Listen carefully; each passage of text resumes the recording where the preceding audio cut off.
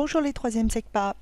Alors nous voici repartis pour encore un travail à distance avec du coup une nouvelle vidéo sur la vaccination. Aujourd'hui nous allons nous intéresser à son principe.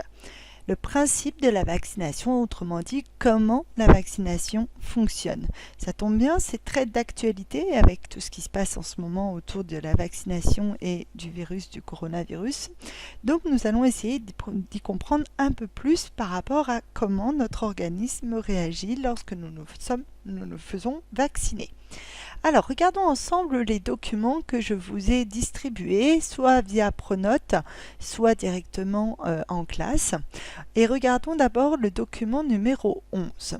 Ce document est un petit texte qui nous parle de la vaccination. Pourquoi ? La vaccination permet de protéger chaque individu de différents microbes à l'origine de maladies infectieuses, graves et souvent mortelles. Elle a permis dans le monde une réduction importante du nombre de malades et de morts dus à ces maladies. Certaines d'ailleurs ont presque disparu. C'est le cas de certaines maladies. Alors, la semaine dernière, on avait vu qu'on se faisait vacciner surtout quand on était enfant, voire bébé, pour pouvoir avoir nos défenses immunitaires qui étaient reboostées. Mais aujourd'hui, on va essayer de mieux comprendre qu'est-ce qui se passe grâce au document numéro 12. Le document numéro 12 nous présente donc un petit ensemble de petites images avec des annotations et nous allons essayer de comprendre qu'est-ce que tout ça veut dire. Première étape. On va injecter dans notre corps un microbe, le microbe mais que l'on a rendu inoffensif. Donc on injecte directement dans la piqûre le microbe de la maladie mais que nous avons modifié pour le rendre inoffensif. C'est très important. Mais ce microbe va porter ce qu'on va appeler un antigène. Sur le schéma, l'antigène est représenté, vous voyez, par cette forme blanche ici. Cet antigène, c'est ce qui permet à l'organisme de reconnaître notre microbe. Donc le microbe ici, il porte plusieurs antigènes. Il est spécifique. C'est ces antigènes-là qui appartiennent à ce microbe-là.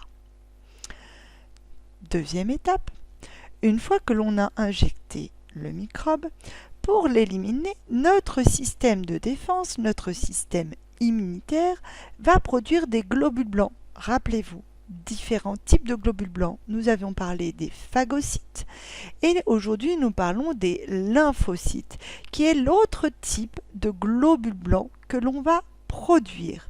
Ces globules blancs, on va donc les fabriquer lorsque l'on a à l'intérieur de nous un micro-organisme qui a pénétré. Ces lymphocytes vont produire des anticorps. Ici, regardez, j'ai le dessin d'un lymphocyte blanc, entouré de rouge, qui produit, qui fabrique, qui sécrète des anticorps. Et les anticorps, ce sont des petites molécules en forme de Y. Ici, vous voyez, ils sont représentés comme ceci, et qui sont exactement adaptés à l'antigène porté par le microbe. On a donc ici notre microbe avec ses antigènes et autour de ces antigènes, nous avons ces anticorps qui sont produits par notre organisme et par le lymphocyte. Troisième étape, ça prend du temps de produire les lymphocytes qui vont eux-mêmes produire des anticorps et cela prend quelques jours, mais on n'est pas malade parce que notre microbe qu'on nous a injecté était inoffensif. Quatrième étape, le microbe qui est inoffensif va être éliminé grâce aux anticorps. Mais notre système de défense va garder les lymphocytes en mémoire et ces lymphocytes se souviennent de l'antigène, c'est-à-dire de ces petites choses qui étaient portées par notre microbe. Il s'en souvient. C'est comme ça que l'on va pouvoir se souvenir qu'on a été déjà en contact avec un micro-organisme pathogène qui nous rend malade. Quand la cinquième étape, le vrai microbe, qui est cette fois-ci virulent, qui est cette fois-ci méchant, qui va nous attaquer, quand ce vrai microbe va rentrer dans notre organisme, il va être tout de suite reconnu par notre lymphocyte qui se souvient d'avoir été en contact avec lui, qui a gardé en mémoire l'antigène, et il va donc tout de suite le reconnaître et l'éliminer avant même que l'on tombe malade. Il va tout de suite produire des anticorps qui vont neutraliser le microbe et l'éliminer sans que l'on soit malade.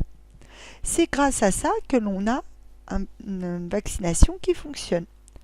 Le succès de la vaccination repose donc sur ce qu'on appelle une mémoire immunitaire, c'est-à-dire que nos lymphocytes vont se souvenir d'avoir été en contact avec un antigène, avec des molécules présentes à la surface de nos microbes et qui nous rendent malades.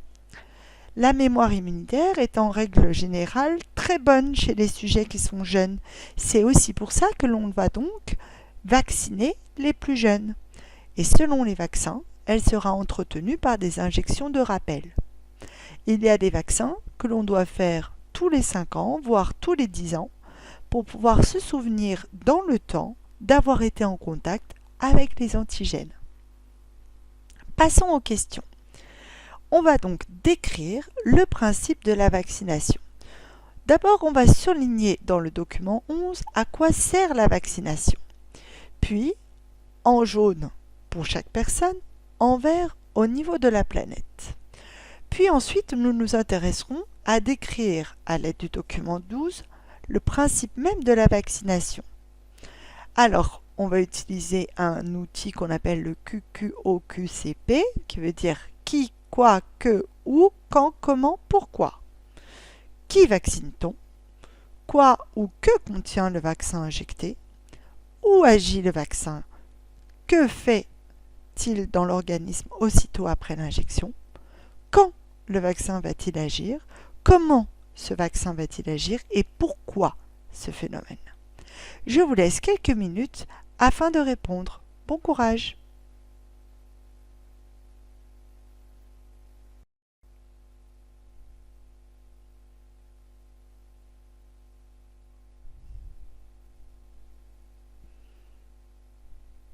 Alors, pour celles et ceux qui auraient besoin d'une correction, première question, il faut surligner en jaune à quoi sert la vaccination pour chaque individu, pour chaque personne.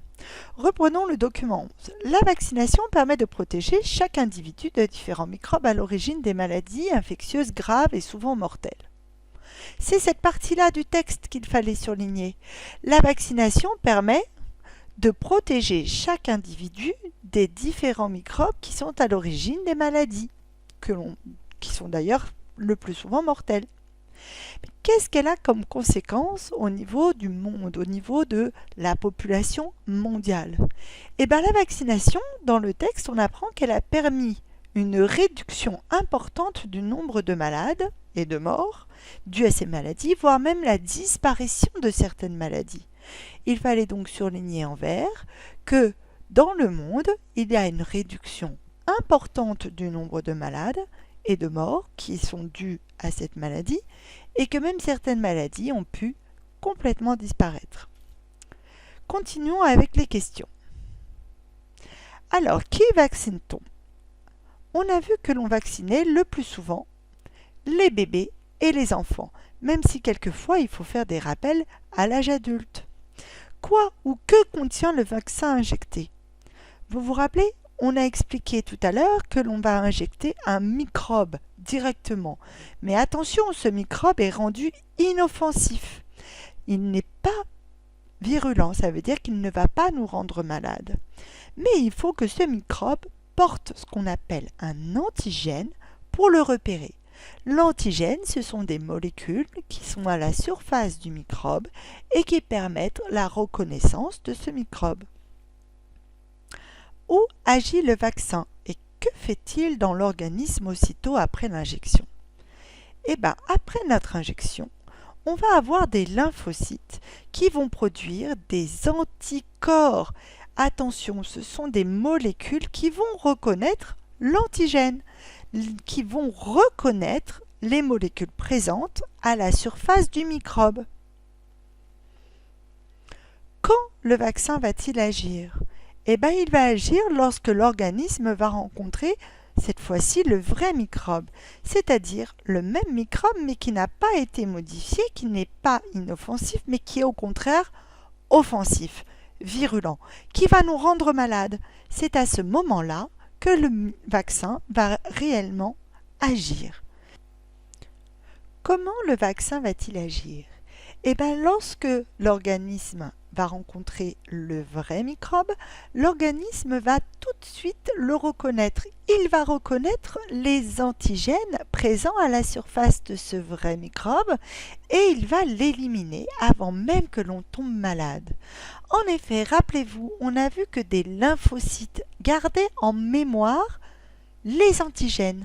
Et donc, lorsqu'ils vont reconnaître le vrai microbe, ils vont reconnaître ces antigènes, ils vont fabriquer à leur tour des anticorps qui vont reconnaître l'antigène et l'éliminer directement. Pourquoi ce phénomène? Eh bien, les lymphocytes qui sont produits gardent en mémoire le contact avec l'antigène, avec donc ces molécules présentes sur le microbe. Ils se souviennent du microbe. C'est ce qu'on appelle la mémoire immunitaire. Qu'est-ce qui est important à retenir aujourd'hui? Le bilan est à noter en rouge dans votre cahier. Le bilan. On a vu et on a parlé de la vaccination. La vaccination est très importante. Elle nous permet d'acquérir préventivement et durablement une mémoire immunitaire. Ça veut dire quoi? Ça veut dire que l'on va avoir de manière préventive, c'est-à-dire avant de tomber malade, et durablement, ça veut dire sur un temps très long, une mémoire immunitaire. On se souvient d'avoir été en contact avec des microbes. Et l'on peut ainsi les éliminer avant de tomber malade. La vaccination met en jeu des cellules du sang. Rappelez-vous, ces cellules dont nous avions parlé, ce sont des lymphocytes. Ces lymphocytes vont produire des petites molécules qu'on a appelées des anticorps, et ce sont ces anticorps qui vont neutraliser les microbes et permettre leur destruction. Maintenant, nous allons nous intéresser aux antibiotiques, qui est un autre moyen que nous avons de lutter contre les infections microbiennes. On va s'intéresser à leur mode d'action, au risque d'une utilisation trop abusive, c'est-à-dire trop importante des antibiotiques, et enfin à leur utilisation. Nous verrons ça lors d'une prochaine vidéo. Bon courage!